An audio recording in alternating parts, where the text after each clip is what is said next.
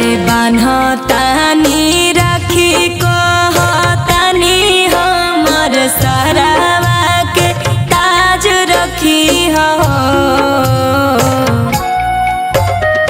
ए भैया अरे बान्हतानी राखी कहतानी हमर सरवा के ताज रखी हो। ए बहिनी भैया पया पाना तू नाज रखी हो, घरवा के लाज रखी हो। ए बहिनी भैया पया पाना तू नाज रखी हो, घरवा के लाज रखी हो।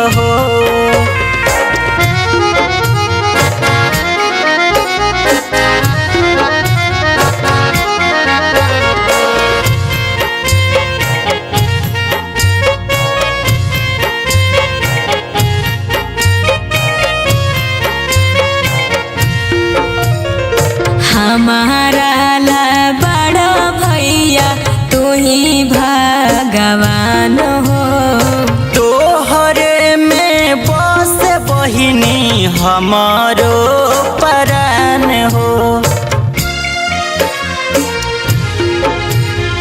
हमारा ला बड़ा भैया तू ही भगवान हो।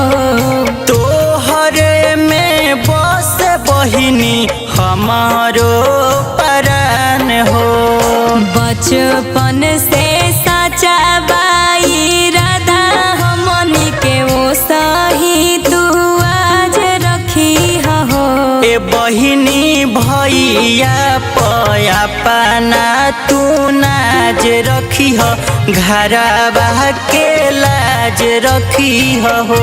ए बहिनी भैया पाना तू नाज रखी हो, घरवा के लाज रखी हो।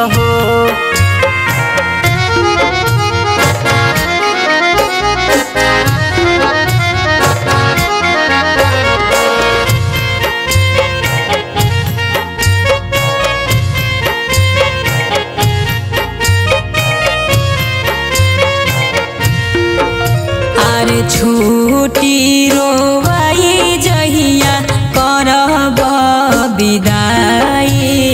दुनिया के रीत बहिनी कैसे मिटाई। अरे छूटी रोवाई जहिया करब विदाई। दुनिया के रीत बहिनी कैसे मिटाई। ओ पिरोहित भैया हमारा ला मीठ मीठ आवाज रखी हो।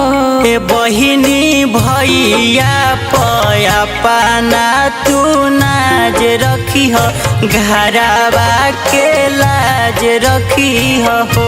ए बहिनी भैया हरदम तू नाज रखी हो, घरवा के लाज रखी हो।